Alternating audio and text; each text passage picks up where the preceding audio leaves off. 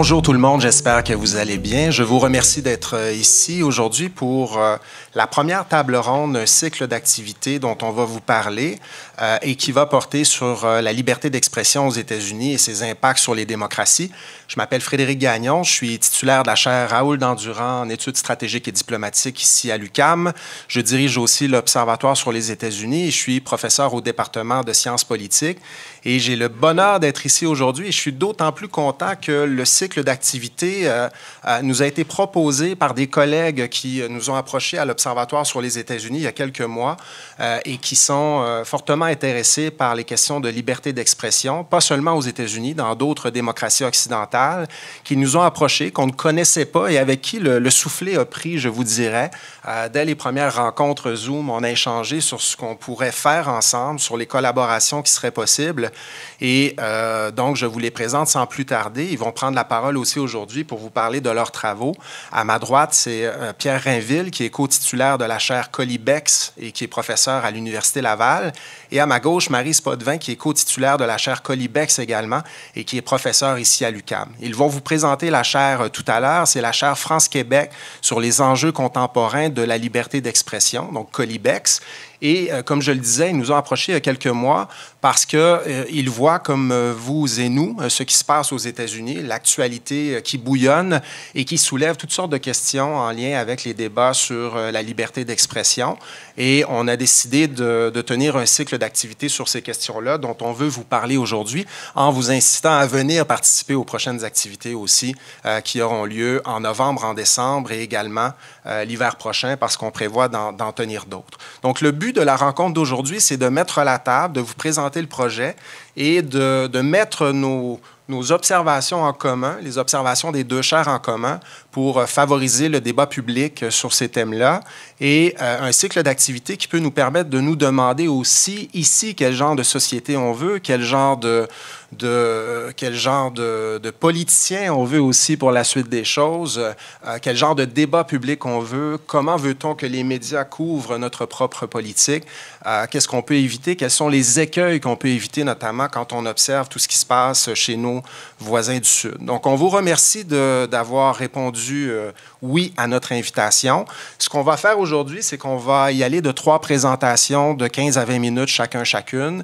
Donc, je disais que j'étais très heureux, en fait, que Pierre et Maryse et les collègues de la chaire Colli-Bex, on vous les présentera tout à l'heure, on vous présentera le projet de la chaire, nous approchent pour cette série d'activités parce qu'à l'Observatoire sur les États-Unis de la chaire Raoul Dandurand, évidemment, on travaille sur la politique américaine et on a, depuis une dizaine d'années, on a observé l'évolution de cette démocratie qui a toujours été imparfaite, mais à propos de laquelle on a de vives inquiétudes en ce moment. Si on est observateur, si on est acteur de la politique américaine en sol américain, mais dans la littérature scientifique aussi, qui a eu une industrie, en fait, de publications sur l'érosion de la démocratie américaine. On a, dans un chapitre récent, Christophe Cloutier et moi, fait le tour de cette littérature-là qu'on qualifie de littérature sur la collapsologie démocratique américaine. Et vous avez sans doute déjà lu de ces ouvrages, comme notamment celui de Levitsky et Ziblatt sur la mort des démocraties, où on nous apprend là-dedans qu'il y a beaucoup de choses qui ne tournent pas rond dans cette démocratie américaine, et notamment l'absence de tolérance mutuelle entre adversaires politiques, qui fait en sorte que le débat, donc c'est lié à la liberté d'expression, mais le débat sur certaines questions n'est en fait plus possible en sol américain. Vous voyez en ce moment l'actualité sur l'impasse budgétaire. On voit que les membres des deux partis ne s'adressent même plus la parole. Et c'est difficile de discuter, au fond, quand le président des États-Unis qualifie ses adversaires politiques d'ennemis du peuple. Il ne reconnaît même plus la légitimité des démocrates qui ont bien du mal en ce moment à s'exprimer, à s'opposer au président. Et il y en a d'autres acteurs aussi au sein de la société américaine qui ont un peu de difficulté en ce moment à prendre le contre-pied des arguments d'un président qui a un projet dont je vais parler dans un instant. Donc, il y a toute cette industrie, toute cette littérature. Il y a Timothy Snyder aussi, qui d'ailleurs a quitté l'université Yale aux États-Unis parce qu'il sentait sa sécurité personnelle en danger. Lui qui travaille sur les questions de fascisme, il ne se sentait plus autorisé dans ses cours à aborder ces questions-là comme il le faisait avant, parce que des partisans de Donald Trump, évidemment, remettaient en question son approche et les parallèles, en fait, qu'il peut faire, comme dans son livre sur la tyrannie, On Tyranny, entre ce qu'incarne Donald Trump et ce qu'on a déjà vu dans l'histoire malheureuse, en fait, de certains régimes qui ont glissé d'une démocratie imparfaite quand même et d'une démocratie vers un autre type de système. Donc, il fait des parallèles avec l'Italie, avec l'Allemagne des années 30, et ça dérange des gens en sol américain, et à un point tel que Timothy Snyder et d'autres professeurs, Maryse va en parler bien mieux que moi, décident en ce moment de quitter le sol américain pour s'installer ailleurs et au Canada si c'est possible. Donc, il y a toute cette littérature. Il y a aussi des économistes qui, à l'aide d'indicateurs de toutes sortes, quantifie, Freedom House aussi fait ça, quantifie la santé des démocraties. C'est pas parfait, mais qu'en est-il du pluralisme, de la santé des institutions, du débat démocratique, de la participation politique? Et ce qu'on constate, c'est que la démocratie américaine serait passée au cours des 10 dernières années d'une démocratie en santé à une démocratie un peu plus en difficulté, si je peux m'exprimer ainsi. Ça date du premier mandat de Trump, et on va beaucoup parler de Trump durant cette série d'activités, mais ce que j'aimerais aussi que l'on fasse, c'est qu'on n'attribue pas seulement à Trump tous les maux et tous les écueils de la démocratie américaine. Il y a des choses qui précèdent Trump, l'hyperpolarisation de cette société et l'impossibilité, en fait, d'avoir des discussions sur certains enjeux. Ça date de la période des guerres culturelles américaines, notamment, où on en est venu à un stade où on ne peut plus parler de questions comme l'avortement, de questions comme les questions de genre. Il y a toute la polémique sur le wokisme aussi, dont on parle beaucoup aux États-Unis. Donc, Trump amplifie ça, et on va en parler, mais on va, durant ce cycle d'activité, se donner un peu plus de perspective aussi et se demander réellement ce qu'il y a de nouveau avec Trump et ce qui s'inscrit plutôt en continuité par rapport à des phénomènes qu'on avait vus avant. Mais durant les dernières minutes qu'il me reste, je dirais qu'avec Trump, évidemment, il y a un projet.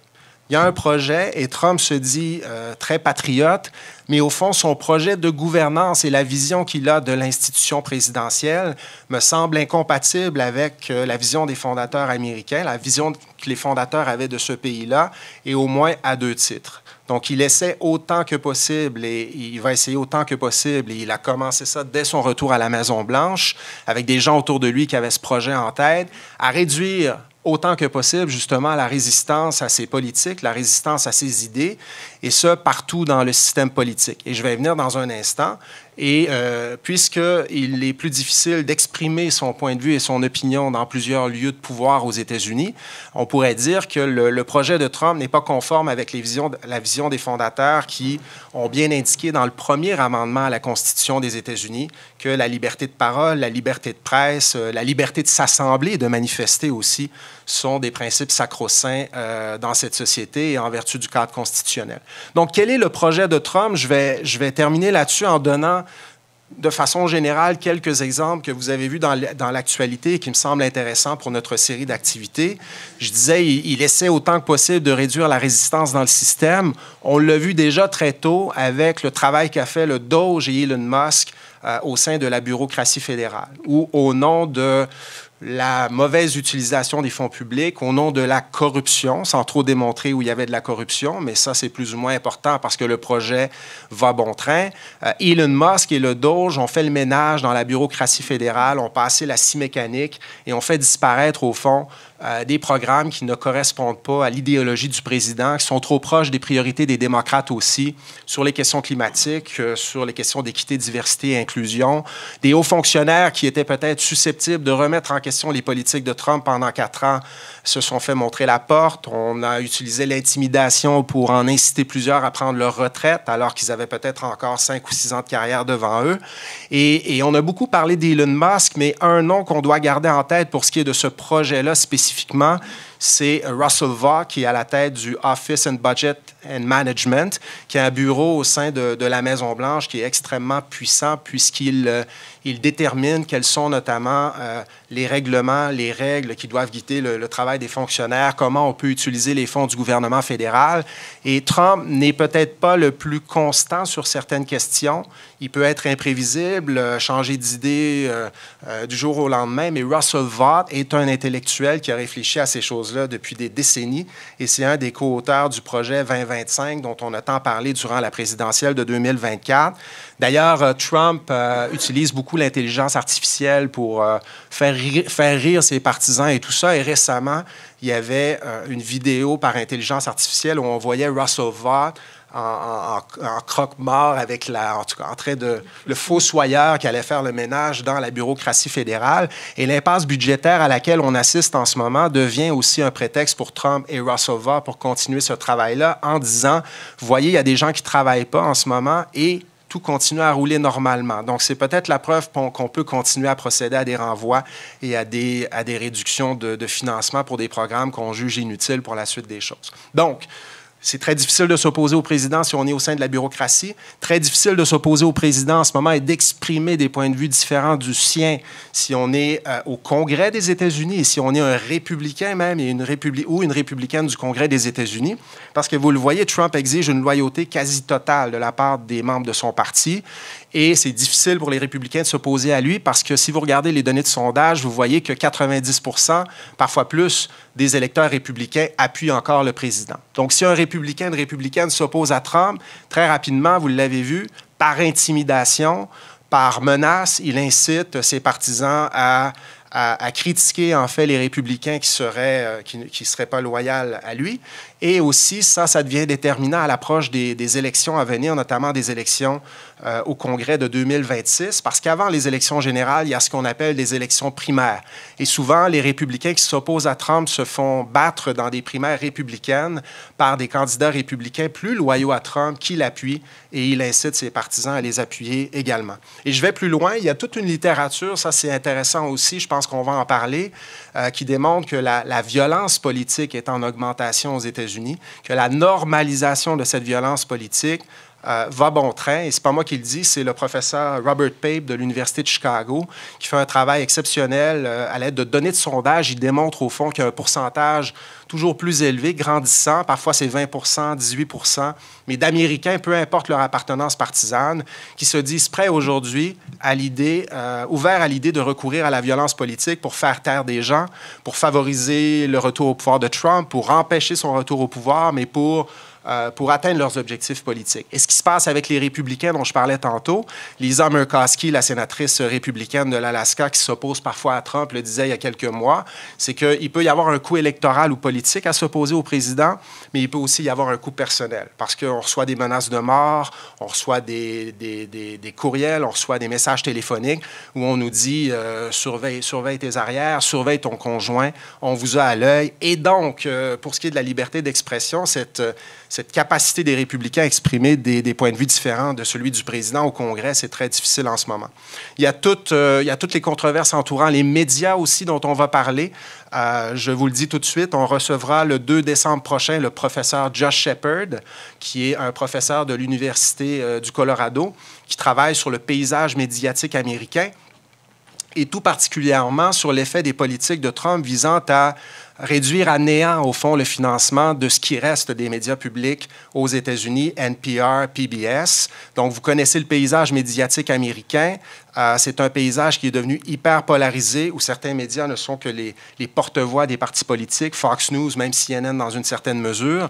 Et NPR, PBS sont les derniers oasis, en fait, je dirais, d'informations un petit peu équilibrées dans le paysage médiatique américain. Je ne fais même pas entrer dans la discussion tout le phénomène des balados, tout ça, mais NPR, PBS, au moins, il y avait encore un petit peu d'équilibre là, mais Trump vise spécifiquement ces médias-là qui sont appelés à disparaître également avec toutes les conséquences que ça peut avoir sur la circulation des idées, le pluralisme, la diversité des points de vue dans le paysage médiatique. Et finalement, je termine là-dessus, parce que je sais, puis rapidement, parce que je sais que Maryse va l'aborder. On aura un conférencier aussi qui va l'aborder de front. Mais il y a toute la question du monde universitaire et de la liberté universitaire et de la liberté d'expression lorsqu'on est professeur ou chercheur universitaire. Et je vous donnerai 2 anecdotes à ce propos. Et j'en parle parce qu'on peut avoir l'impression que ça ne nous affecte pas ici au Canada, mais c'est tout à fait le contraire. Il y a beaucoup de ces décisions-là qui nous affectent directement. 2 anecdotes. J'étais membre d'un centre de recherche à Washington qui s'appelle encore le Wilson Center, un centre de recherche très réputé qui travaille notamment sur les questions canado-américaines.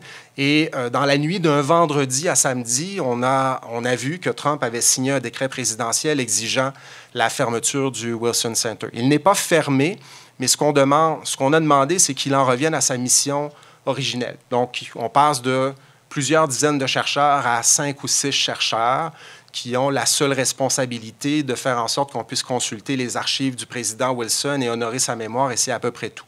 Ça a des conséquences pour les chercheurs au Canada. On avait des programmes de recherche avec le Wilson Center qui travaillait sur les relations canado-américaines, et l'intimidation, elle est forte parce que, pour l'anecdote, les agents du Doge, finalement, sont entrés dans les bureaux du Wilson Center un lundi matin en demandant aux chercheurs de quitter, en fait, de faire leur boîte et de quitter.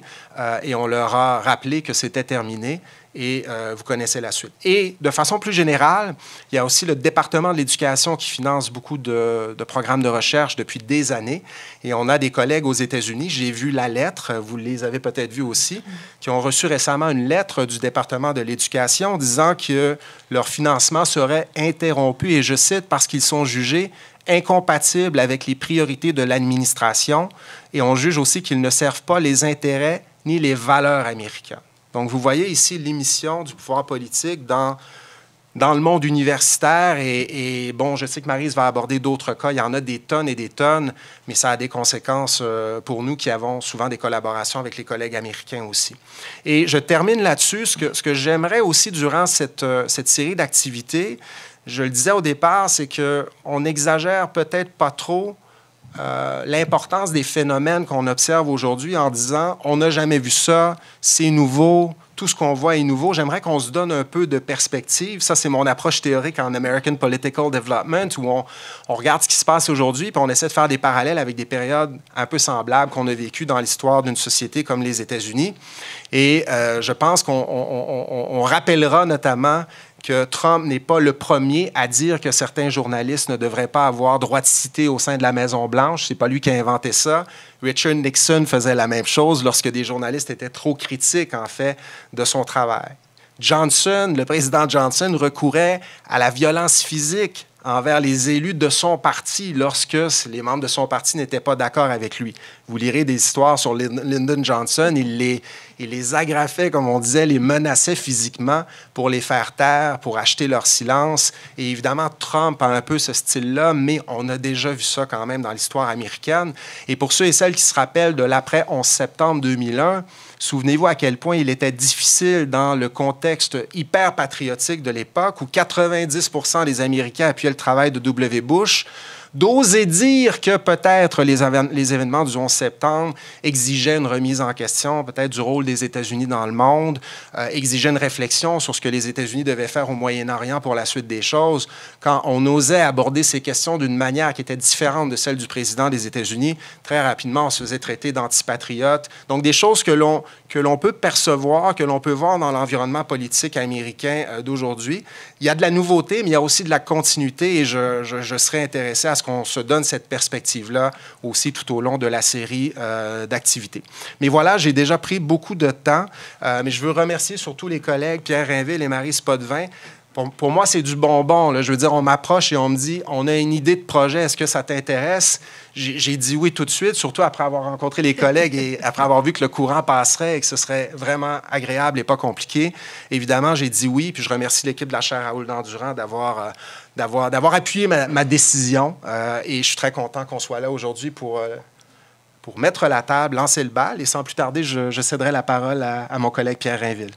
Merci infiniment, Frédéric. Alors, tes remerciements vont générer les miens à titre de porte-parole des co-titulaires de la chaire de recherche France-Québec sur les enjeux contemporains de la liberté d'expression. On est tout à fait ravis de cette alliance qui tombe à point nommé, étant donné justement ce que plusieurs perçoivent comme étant un péril pour ce qui est de la liberté d'expression et pour les institutions démocratiques comme telles.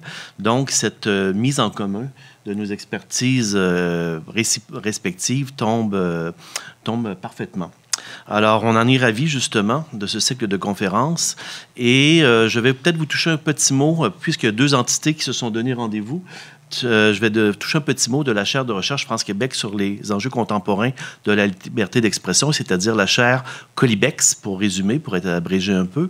C'est une chaire qui a eu une naissance causée par un événement tragique, c'est-à-dire l'assassinat d'un enseignant français qui avait montré, malgré des précautions, les caricatures de Mahomet dans le cadre d'un cours qui était consacré à la liberté d'expression. Mal lui en prit, si j'ose dire, parce qu'il a été assassiné une dizaine de jours plus tard à la suite d'une vindicte sur Internet. Et les chefs d'État français et québécois ont décidé de créer une chaire en alliant la France et le Québec pour se consacrer, pour que l'on se consacre à un approfondissement de l'étude des enjeux liés ou connexes à la liberté d'expression. Alors, c'est une chaire qui a 8 fers de lance, 4 au Québec, 4 en France, 4 co-titulaires québécois, donc, qui sont issus de 4 universités différentes. Maryse, évidemment, de l'UQAM, moi-même, comme professeur de droit à l'Université Laval. Je salue Mathilde Maraban, qui est professeure en littérature à l'UQTR. Et s'ajoute Solange Lefebvre, qui est présentement en Europe pour des travaux, justement, qui portent sur la liberté d'expression et la liberté de religion. Elle-même professeure en sciences des religions à l'Université de Montréal. Et nous avons donc 4 vis-à-vis français avec qui les travaux et la concertation vont très bien. Donc, ce sont plusieurs disciplines qui se concertent, le droit, les sciences politiques, communication, sciences des religions, linguistique, littérature, sociologie, et j'en passe, et qui sont vouées donc à la recherche, à des travaux de recherche portant sur la liberté d'expression. On nous invite aujourd'hui, on s'est donné comme mission de procéder à un état des lieux. Et dans un premier temps, vous me permettrez de préfacer mon propos en vous citant quelques paroles du vice-président américain, J.D. Vance, paroles prononcées lors d'un sommet important, la conférence sur la sécurité en février dernier, conférence qui devait porter principalement sur les enjeux relatifs à l'Ukraine. Mais en lieu et place, il a choisi d'adresser à son parterre européen des remontrances portant entre autres sur le sort réservé apparemment à la liberté d'expression en Europe, liberté d'expression qui, selon J.D. Vance, serait en net déclin. Et je vais vous citer 2 courts extraits de son propos. Tout comme l'administration Biden a cherché à tout prix à faire taire les gens qui disaient ce qu'ils pensaient, l'administration Trump fera précisément le contraire. À Washington, il y a un nouveau shérif et sous la présidence de Donald Trump, même si nous ne sommes pas d'accord avec votre vision des choses, nous nous battrons pour défendre votre droit de l'exprimer dans l'espace public, que l'on soit d'accord ou non avec. Quand on a en tête l'épisode Jimmy Kimmel, on peut se dire que le président américain et le président de la FCC, l'équivalent de notre CRTC, ne lisent peut-être pas assez souvent les conférences de leur vice-président. Alors, retournons justement le miroir. J.D. Vance se prononçait sur ce qu'il percevait être l'état de la liberté d'expression en Europe. Retournons le miroir et regardons ce qu'il en est justement du sort réservé à la liberté d'expression aux États-Unis. Les prises de position gouvernementales états-uniennes impactent-elles ce droit fondamental?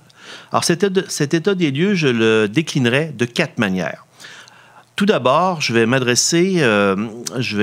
préoccuper, me soucier du sort réservé à la liberté de presse aux États-Unis, en ayant en tête le classement mondial auquel procède Reporters sans frontières. Donc, à tous les ans, Reporters sans frontières dresse la liste des États et leur attribue une position en fonction du respect de la liberté de presse. Dans son rapport paru au début mai, Reporters sans frontières va pousser un cri d'alerte.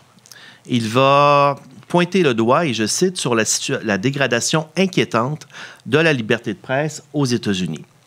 RSF reproche à l'administration Trump, et je cite à nouveau, d'avoir politisé les institutions, réduit le soutien aux médias indépendants et marginalisé les journalistes, lesquels sont soumis, de dire Reporters sans frontières, à une hostilité croissante. Et on apprend, du même souffle, que les États-Unis glissent au 50e rang de ce classement mondial. Et à juste titre, tu soulignais, Frédéric, qu'il faut mettre les choses en perspective. Le fait est que l'année d'avant, les États-Unis se situaient à peine au 54e rang. Alors, glissement il y a, certes, mais c'est un effritement qui s'inscrit dans une certaine continuité. Question de comparer, le Canada, lui, se trouve au 21e rang.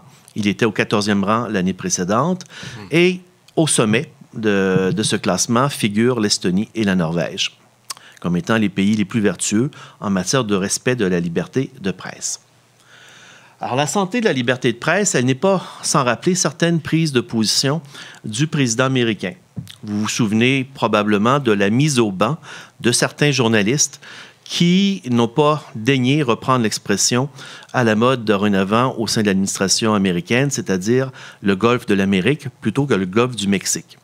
Donc, les journalistes de l'Associated Press se sont vus bannis du bureau ovale et des poursuites sont présentement en cours dans l'espoir de les voir avoir dorénavant droit de cité de nouveau au sein du bureau ovale. Dans la même veine, parce qu'il ne s'agit pas de donner dans l'anecdotique, il s'agit plutôt de répertorier des éléments et de voir s'ils donnent lieu à une certaine constance. Dans la même veine, on se souviendra de l'exclusion récente de journalistes du Wall Street Journal à l'occasion d'une mission du président américain à l'étranger. Exclusion qui avait pour raison d'être l'apparition, quelques jours plus tôt, d'un article dans le Wall Street Journal qui soulignait les liens qui existaient à l'époque entre Donald Trump et Jeffrey Epstein. Cette exclusion, cette mise à l'écart va entraîner une levée de boucliers, y compris du New York Times, qui va prendre fait et cause pour ce quotidien concurrent et qui va rappeler dans une tribune que toute exclusion de journalistes, et je cite, « prive les Américains d'informations sur le fonctionnement de leur gouvernement ». Cela sans compter les actions qui sont intentées par le président américain, des actions qui se chiffrent souvent en milliards de dollars, la plus récente totalisant 15 milliards de dollars, réclamées au New York Times au motif qu'il diffamerait le président américain. Alors, cette action, parmi d'autres d'ailleurs, il y en a d'autres à l'encontre de médias de quotidiens américains, cette action a été rejetée sommairement par un juge américain au motif qu'elle ne respectait même pas les règles de la procédure judiciaire. Il s'agissait plutôt, sur plusieurs dizaines de pages, d'une litanie de reproches.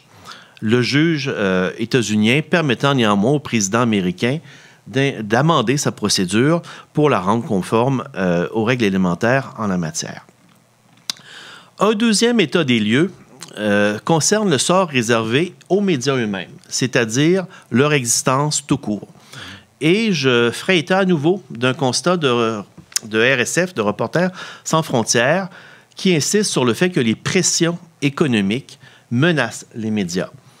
Elles compromettent leur indépendance éditoriale, et ce sont des pressions qui peuvent prendre des formes diverses, que ce soit le retrait d'annonceurs ou encore tout simplement la concentration des médias.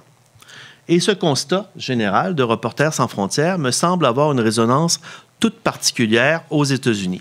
Frédéric en faisait état à juste titre. Le président américain a ordonné à l'État de cesser le financement public des médias publics PBS et NPR qui sont accusés, l'un comme l'autre, de partialité. Alors, ce ne sont pas des médias qui œuvrent dans l'ombre. Quelques chiffres. Plus de 40 millions d'Américains écoutent chaque semaine la radio publique NPR, alors que 36 millions d'Américains regardent au moins une fois par mois une émission d'une télévision locale qui appartient au réseau PBS. Le média Politico y voit, dans cette dernière campagne du président, et je cite, « la plus grande escalade à ce jour de la Maison-Blanche dans son attaque contre les médias ». Il me semble utile de signaler quelque chose d'élémentaire, mais qui peut parfois passer un peu inaperçu. La liberté d'expression, elle est bidirectionnelle. C'est évidemment la liberté de prendre la parole, d'exprimer son point de vue, de se livrer à évidemment un propos contraire aux besoins. Mais la liberté d'expression du point de vue constitutionnel, du point de vue juridique, c'est également la liberté de recevoir de l'information.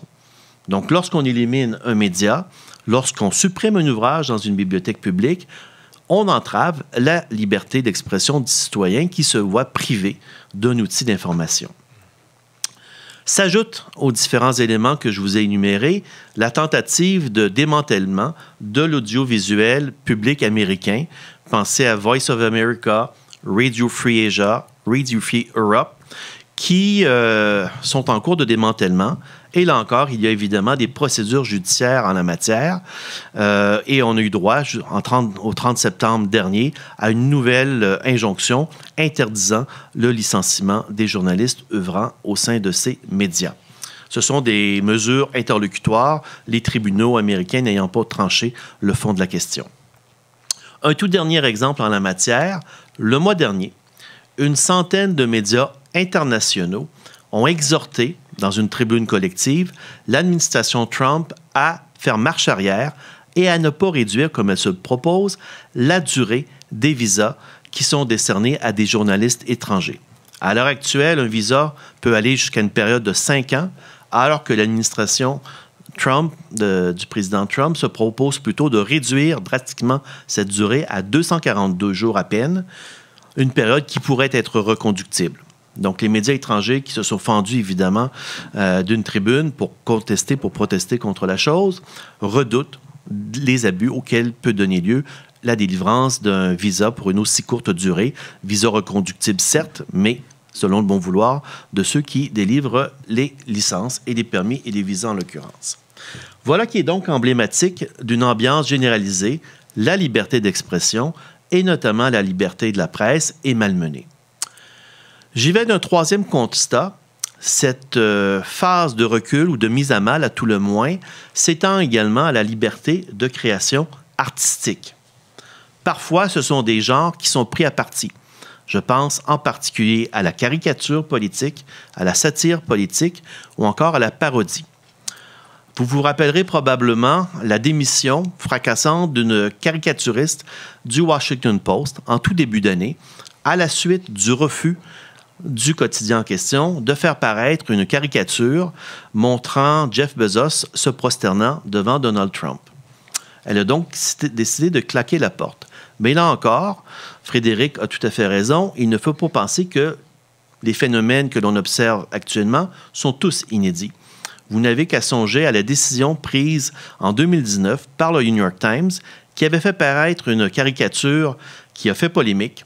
Il s'agissait de Netanyahou, du premier ministre israélien et du président américain. Certains l'ont jugé antisémite, je vous passe les détails, et le New York Times a tout simplement décidé de mettre fin à ces caricatures dans son édition étrangère. Donc, en un mot, le dessin de presse, pour reprendre une expression qui a cours régulièrement en France, le dessin de presse se porte mal aux États-Unis et il est probablement en train de s'éteindre à petit feu. C'est un phénomène qui ne limite pas aux journaux ou aux quotidiens. Il n'épargne pas non plus les émissions d'humour. On a tous, évidemment, tous et toutes en tête la tourmente qui a entouré l'affaire Jimmy Kimmel et à sa cascade de remous, son retrait initial des ondes. Et vous vous souviendrez que ce retrait initial des ondes s'est accompagné de manière tout à fait concomitante de certaines formulations du président américain laissant planer le doute sur le sort qu'il convient de réserver à d'autres humoristes ainsi qu'à la chaîne ABC tout court. Et exactement à la même époque, le directeur de la Commission fédérale sur les communications, c'est-à-dire, je le disais, l'équivalent du CRTC, laissait également planer le doute sur le sort à réserver à ABC et aux chaînes locales qui ont des licences de télédiffusion de lien avec ABC, Brandon Carr estimant que les émissions de ces humoristes, émissions en fin de soirée, ne serviraient pas, et je cite, l'intérêt public. C'est sans compter le monde du livre, qui était lui-même assailli. Selon la télévision suisse romande, il y aurait eu plus de 16 000 livres mis à l'index depuis 2021 dans les bibliothèques des écoles publiques américaines, et un phénomène qui se serait accentué depuis les 2 dernières années. Un quatrième et dernier constat, et j'en termine avec ce dernier constat, c'est-à-dire les menaces qui pèsent sur la liberté d'expression du juge et son corollaire, l'indépendance, le principe de l'indépendance judiciaire. Alors, c'est peu dire que de signaler que certaines décisions rendues par les tribunaux américains ont pour caractéristique de provoquer l'ire présidentielle. Or, certaines de ces décisions sont carrément fondées sur le respect du premier amendement de la Constitution américaine, c'est-à-dire le nécessaire respect de la liberté d'expression. Par exemple, le 30 septembre dernier, un juge du Massachusetts a donné droit aux arguments présentés par des associations universitaires qui contestaient l'exclusion du sol américain de certains partisans de la cause palestinienne. Et le juge y a vu une entrave à la liberté d'expression et, je cite, des expulsions idéologiques en raison justement des prises de position politiques des personnes que l'on cherche à déporter. Le jour du Memorial Day, le 26 mai, le président américain a déclaré au sujet des juges qui font barrage à ces décisions, et je cite, « qu'il s'agit de monstres qui veulent que notre pays aille en enfer.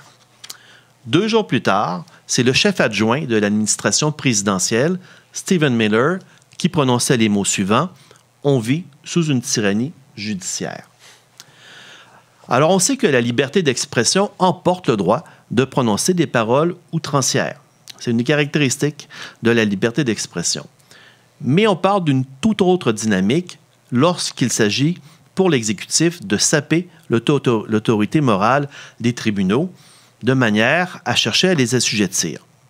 C'est l'indépendance même des institutions qui entre alors en jeu, en scène, un sujet que d'ailleurs déjà esquissé Frédéric dans son propos liminaire. Je passe maintenant la parole à Maryse. Merci. Merci d'avoir mis la table pour montrer à quel point les institutions du savoir, en fait, qui réfèrent autant aux médias qu'aux universités, aux bibliothèques, etc., sont à la fois essentielles dans les démocraties constitutionnelles parce qu'elles jouent un rôle fondamental dans la diffusion, l'accès au savoir, le développement des savoirs, donc pour faire face aux différents problèmes de société, les pandémies, le climat, les changements climatiques, etc., mais aussi pour garantir un ensemble de droits et libertés, certaines fondamentales, d'autres qui ne sont pas nécessairement constitutionnelles, mais comme le droit à l'information au Canada, ce n'est pas un droit constitutionnel, mais c'est quand même un droit inscrit dans des lois. Et donc, le droit à l'éducation en dépend aussi. La liberté d'expression, la liberté académique, mais aussi donc certains droits qui sont associés à ces différentes attaques. Rappelons simplement que le rôle des universités dans la production du savoir, c'est aussi de critiquer ces savoirs-là. Et donc, une des conditions fondamentales ou préalables à la production du savoir, c'est la liberté académique elle-même, puisque le savoir est soumis à la critique par les pairs, etc. Il y a aussi ce côté expressif de la liberté académique, donc une dimension liée à la liberté d'expression qui est directe, c'est-à-dire les interventions médiatiques, la diffusion des savoirs, la vulgarisation, la critique, etc. Donc, l'idée même que la controverse dans les domaines d'expertise des enseignants fait partie de leur fonction. Cette liberté expressive-là, composante essentielle donc de la liberté académique, est bordée évidemment par l'éthique scientifique, le droit commun, et ne constitue pas un droit de dire n'importe quoi non plus. Cette liberté académique et les institutions du savoir plus largement, dont vous avez parlé précédemment, sont de plus en plus menacées ou limitées par des intérêts extérieurs au débat scientifique, au débat d'idées lui-même. Les universités et les institutions du savoir sont confrontées donc à des menaces et des conflits de vérité qui viennent de l'ingérence des gouvernements, des pressions idéologiques et autoritaires, la désinformation, la propagande, les fausses nouvelles, le négationnisme, les théories du complot, la propagande antiscientifique qu'on voit sur les médias sociaux. Donc, on est dans un contexte où la question de la vérité prend une gravité particulière et se manifeste souvent par une forme de radicalité nihiliste commune aux indifférences et aux extrémistes, pour référer ou citer Laurence Cornu. Le contexte de post-vérité dans lequel on vit, et je cite à cet égard-là la philosophe Myriam Raveau-Dallon, qui a écrit un collectif, a commencé, ou en tout cas est plus visible à partir du premier mandat de Trump en 2016, contexte où la vérité factuelle pèse moins que les émotions, les croyances personnelles dans la formation de l'opinion publique, et qui met en péril la crédibilité du discours scientifique et rationnel dans les espaces médiatiques et politiques.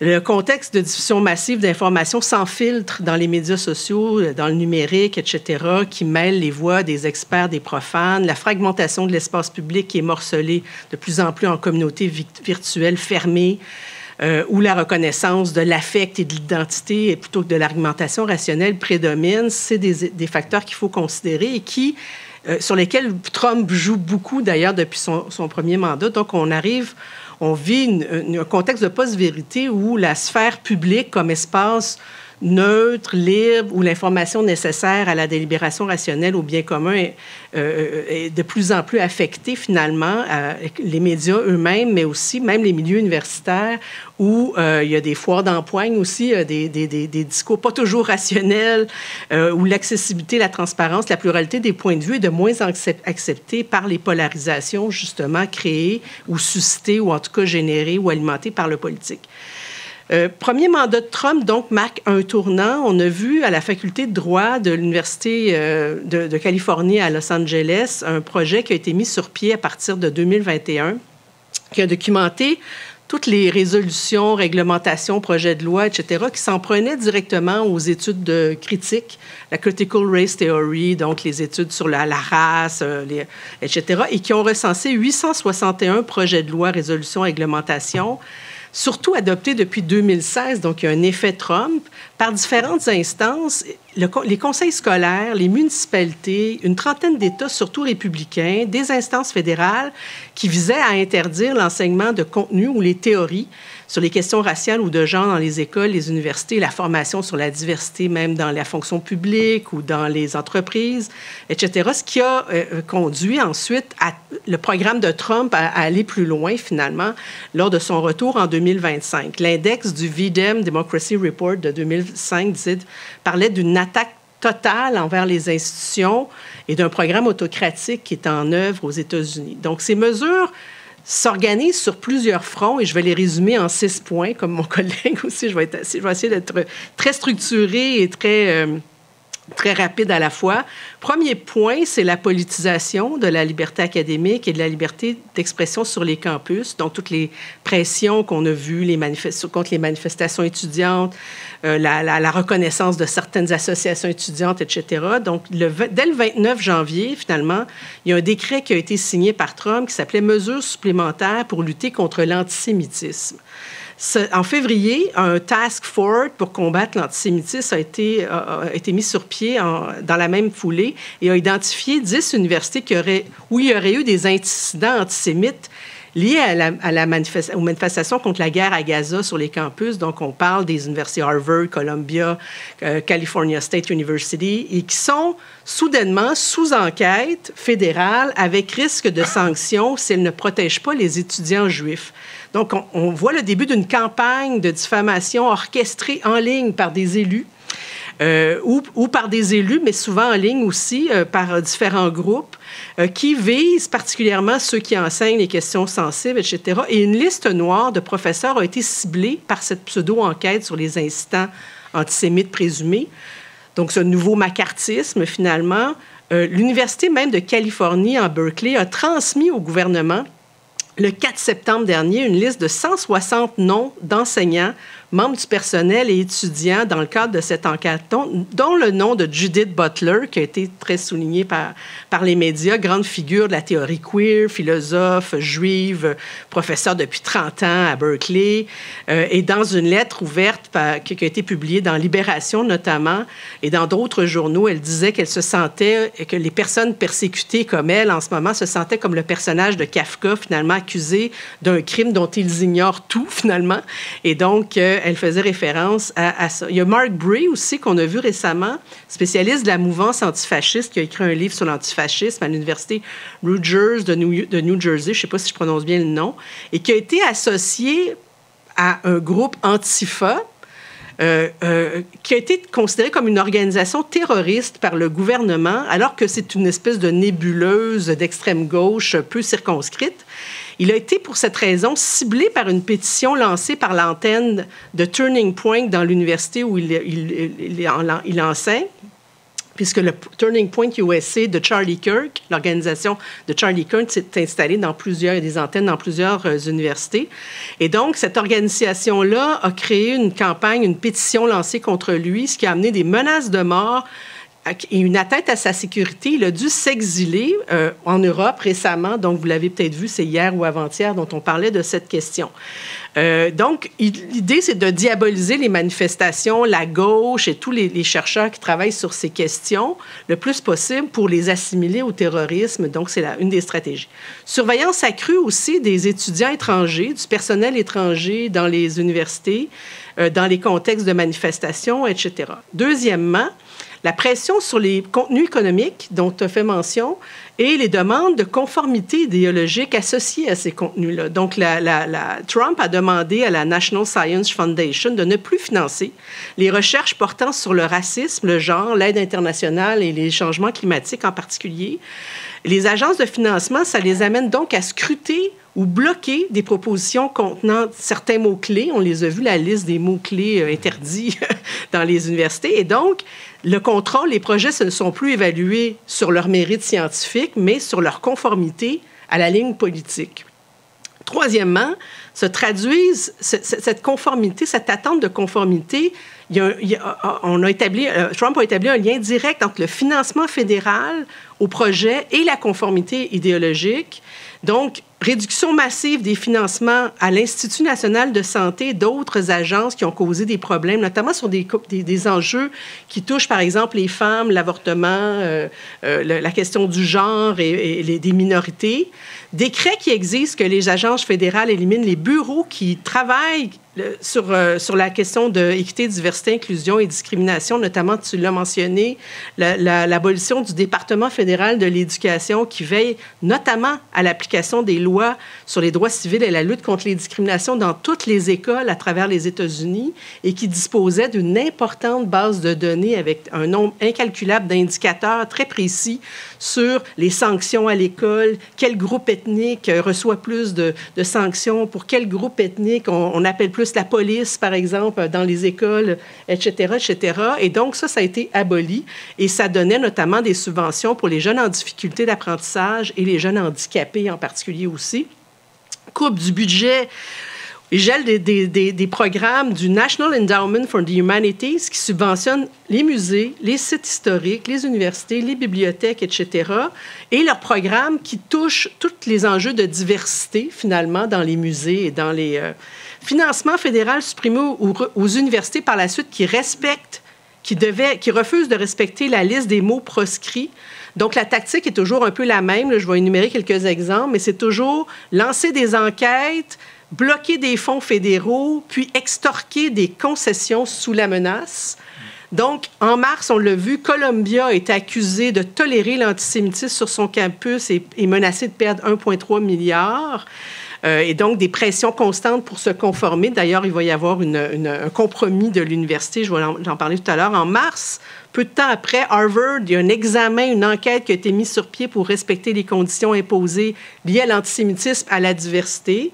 En avril, quelques temps plus tard, Harvard reçoit une lettre du gouvernement qui exige de vastes réformes concernant la gouvernance, l'embauche, sur les questions d'équité, diversité, les admissions, notamment d'étudiants étrangers, la suppression des programmes de diversité, etc. Donc, ça a été rejeté par Harvard qui, finalement, poursuit en justice l'administration Trump pour annuler les gels et pour la liberté d'expression qui est jugée inconstitutionnelle par le premier amendement.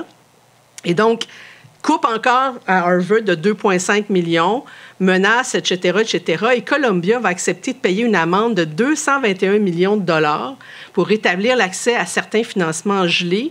Et il va perdre d'une certaine façon une certaine autonomie parce qu'il va y avoir une surveillance accrue, notamment sur sa gouvernance, sur les enjeux d'équité et de diversité. Donc, il y a eu des compromis qui ont été faits. Quatrièmement, le fameux pacte pour l'excellence. Donc, fin septembre, début octobre, le gouvernement Trump propose un pacte à 9 universités américaines qui lierait donc financements fédéraux à des conditions, enlever les politiques EDI, équité, diversité, inclusion pour l'embauche, pour la recherche, etc., au nom de la méritocratie, limiter les inscriptions d'étudiants étrangers, etc., adhérer aux définitions de genre de Trump parce qu'il y a juste il a statué qu'il y avait juste deux genres.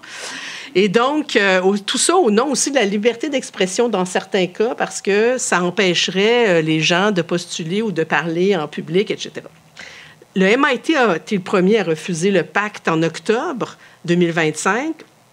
Et plusieurs universités sont sorties pour dire que ça menace l'indépendance universitaire, que ça impose une ligne idéologique, que ça limite les lois fédérales et étatiques, les droits constitutionnels, etc.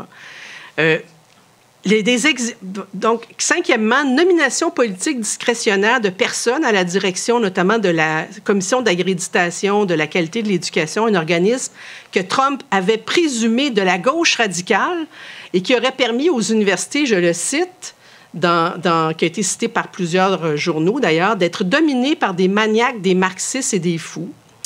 Donc, on voit là, toujours ce côté accusateur et insulte publique devant toutes sortes de publics, finalement. Et des gouverneurs républicains nommés par Trump, on parle à DeSantis, Abbott, ont remplacé des conseils universitaires dans certaines universités en Floride, par exemple, imposer des curriculums patriotiques, etc. Sixièmement, effet structurel, ça affecte évidemment l'infrastructure de support à la recherche, ça crée des retards, des interruptions de bourse, des collaborations internationales. Donc, les universités se retrouvent dans une position de réaction judiciaire, d'affirmation de leur autonomie, de compromis, d'autocensure, etc. Évidemment, ça a des impacts sur le Canada direct, et tu en as parlé. D'abord, il y a une augmentation des candidatures étudiantes importantes dans certaines universités, ce qui affecte les capacités d'accueil des universités en termes de bourse, qui ne doit pas être favorisée au détriment des étudiants qui sont déjà admis, par exemple, que ce soit les étudiants locaux ou internationaux. Donc, les universités doivent ajuster leur capacité d'accueil. Certains gouvernements pourraient peut-être même créer des quotas à un moment donné s'il y a trop de... On l'a vu avec les propos de M. Legault. Il y a une création de certains fonds financement de secours pour les chercheurs affectés par les coupes. Donc, tu as parlé de Timothy Snyder, Jason Stanley, Marcy Shore, etc., qui ont choisi d'aller à l'Université de Toronto, par exemple, de Toronto, parce qu'ils ont quitté les États-Unis. Il y a plusieurs universités qui ont soutenu davantage, il y a eu un effet repoussoir, si on veut, la liberté académique, la recherche sur la diversité, les programmes de diversité. L'Université Concordia à Montréal a créé un fonds d'urgence, l'Academic Freedom and Equity, pour accueillir des chercheurs. Les universités McGill, Toronto, UBC, Alberta ont vu une augmentation des candidatures américaines augmenter de 20 à 30 %.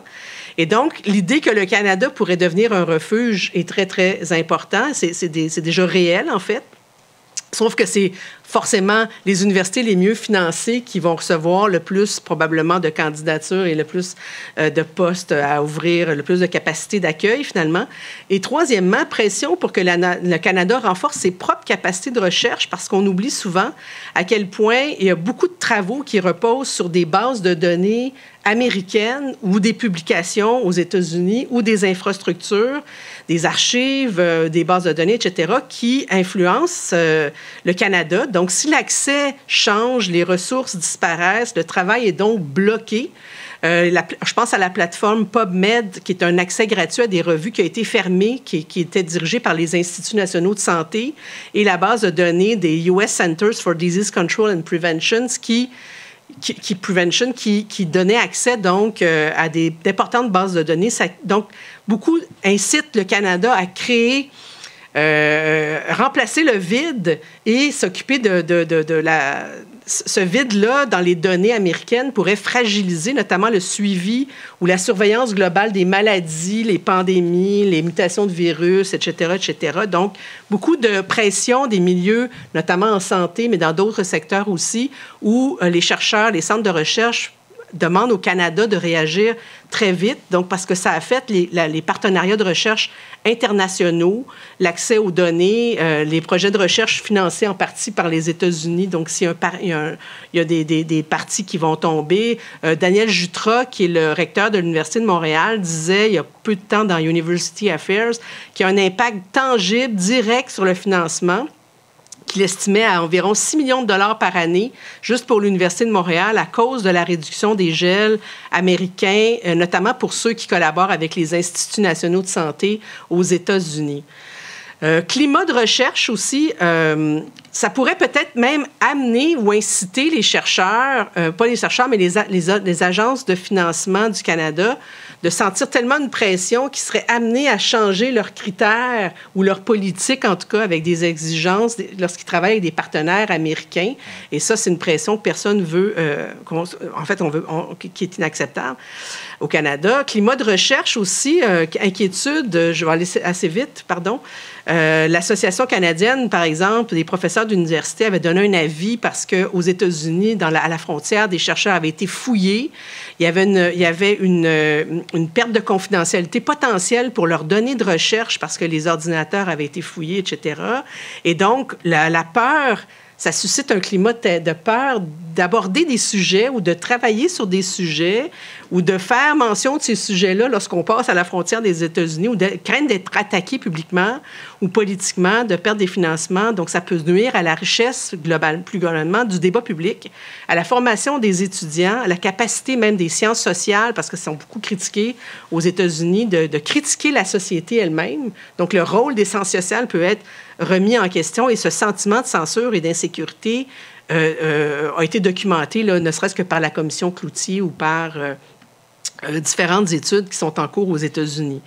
Donc, je vais finir là-dessus. Notre conférencier, parce qu'il y a plusieurs choses à dire aussi sur les préoccupations au Canada et peut-être même sur des tendances qu'on voit qui sont à prendre, qui nous portent à avoir une plus grande vigilance par rapport à des formes d'ingérence politique qu'il y a eu au Québec. On se rappelle la ministre de l'Enseignement supérieur, Pascale Derry, qui disait qu'il fallait interdire des cours sur la littérature palestinienne au cégep, qui a fait des enquêtes sur des plaintes qui étaient inexistantes dans 2 cégeps, mais qui disait qu'elle faisait enquête alors que les cégeps n'avaient pas reçu de plainte, etc., etc. Donc, on voit quand même des éléments qui peuvent être, tendancieux. Et les cégeps ont même demandé d'être...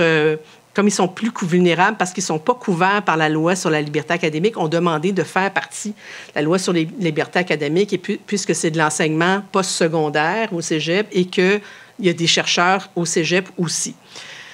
Donc, dans ce contexte de post-vérité, je pense qu'il est important de réinscrire la question du savoir et de la science dans un horizon démocratique et collectif, de réhabiliter une culture du débat fondée sur l'examen des faits et la rigueur intellectuelle, de restaurer la confiance dans les savoirs, réaffirmer les normes de scientificité, renforcer l'éducation à l'esprit critique, etc., mais aussi sécuriser les financements, sensibiliser le personnel sur les enjeux internationaux, etc. Et c'est sur ces enjeux-là, finalement, que va se pencher particulièrement le 21 novembre Emmanuel Catan, qui est professeur de philosophie à l'Université Columbia, qui a vécu les menaces de Trump de l'intérieur, si je peux dire, puisque Columbia a été l'une des universités. Donc, il va nous parler du financement des universités, la structure de financement des universités aux États-Unis, les menaces, mais aussi tout le rôle de la mémoire, puisque c'est quelqu'un qui travaille depuis de longues années sur les questions, les enjeux de mémoire collective et de mémoire.